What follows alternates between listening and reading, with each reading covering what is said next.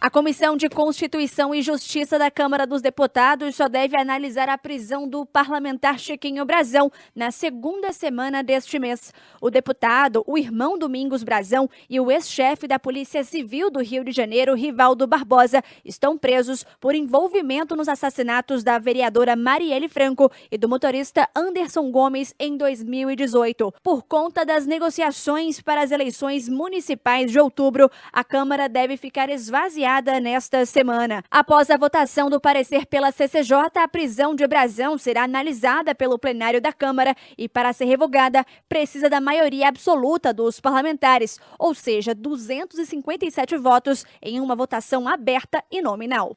Operante bastante sofisticado, complexo, que se espalha, infelizmente, por todo o Estado e por várias atividades. É uma espécie de uma radiografia de como operam as milícias e o crime organizado no Rio de Janeiro e como há uma, digamos assim, um entrelaçamento, inclusive, com alguns órgãos políticos e alguns órgãos públicos, que é algo realmente bastante preocupante. E isso não anula, não invalida que eventuais outras ações possam ser adotadas a partir, inclusive, dessa etapa agora das apreensões, da análise de material que vai ser feito, encaminhado ao Poder Judiciário. Chiquinho Brazão é deputado federal pela União Brasil. Por isso, tem imunidade parlamentar e a decisão de manter ou anular sua prisão preventiva deverá ser tomada por maioria absoluta em votação no plenário da Câmara dos Deputados, ou seja, pelo menos 257 votos dos 513 deputados. Mas antes, o STF vai comunicar à Câmara dos Deputados em até 24 horas sobre a prisão preventiva do parlamentar. Só então começa o processo interno na casa, que passa por um parecer na Comissão de Constituição e Justiça. Em casos como esse, é comum que o presidente da casa, Arthur Lira, paute a análise para a sessão mais próxima.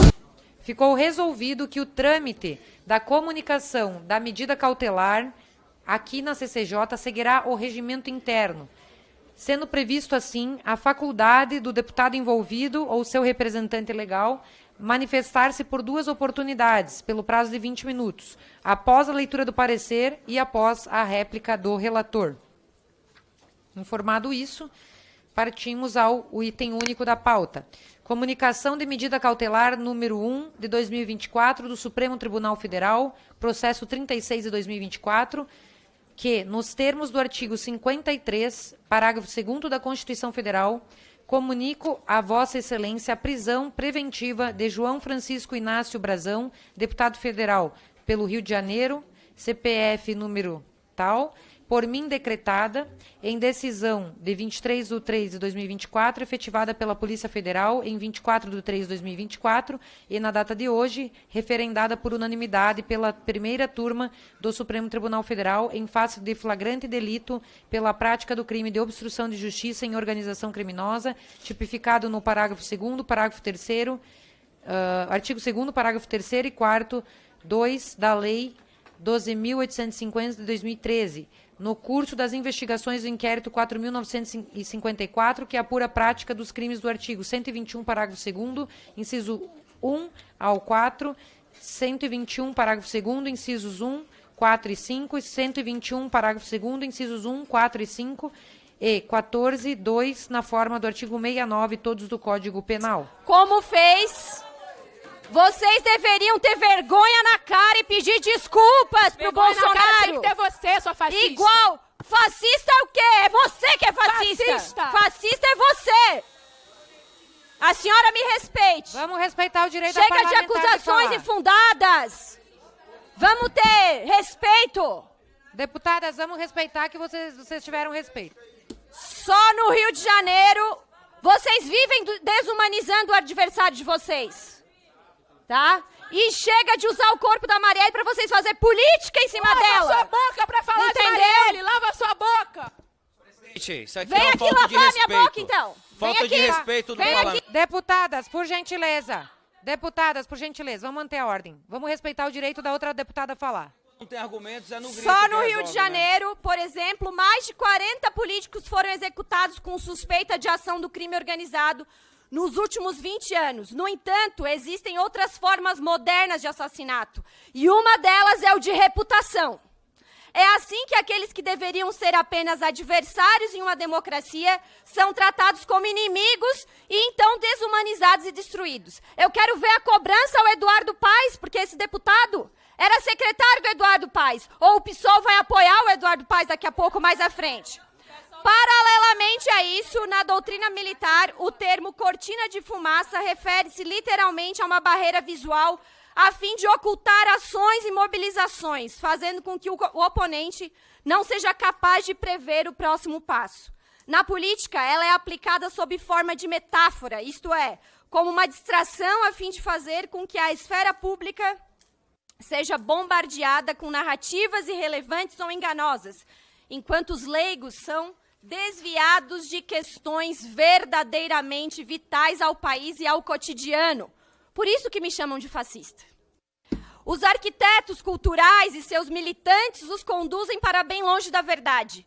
Digo isso porque, conforme apontam as notícias sobre as investigações, agora temos suspeitos mandantes da morte da então vereadora Marielle Franco. E adivinhe, os desdobramentos nada têm a ver com a família Bolsonaro, que foi associada de maneira criminosa em mais uma narrativa dentre tantas outras. Vocês devem desculpas. Que incluem até importunação de, pasmem, uma baleia. A esquerda e até mesmo familiares da vereadora foram contra a federalização do caso. Muitos, da mesma maneira que envolveram de maneira absurda o núcleo Bolsonaro ao crime, levantaram suspeitas quanto a um hipotético descaso para com as investigações enquanto Jair foi nosso presidente, o melhor de todos. Há até matérias com o deputado do PSOL criticando a atribuição, dizendo que a disputa política não pode nos levar a ter posturas levianas ou falsear realidades, como disse o deputado Chico Alencar. Embora debite essa prática à extrema-direita, quando vemos justamente o contrário. Enquanto isso, a narrativa segue intensamente, típico da estratégia de revolução permanente esquerdista. No topo, fundações bilionárias, como a Open Society, do famigerado George Soros. Somente no site da fundação, de 2018 a 2022, foram 1,5 milhão de dólares concedidos para a Associação Marielle Franco. Como a Fundação Ford não foi diferente. 1,4 milhão de dólares foram concedidos de 2018 a 2023. Por que bilionários investem na esquerda? Alguém pode perguntar. A resposta é simples. A esquerda é a ponta de lança contra os princípios conservadores que são pilares de resistência ao projeto globalista.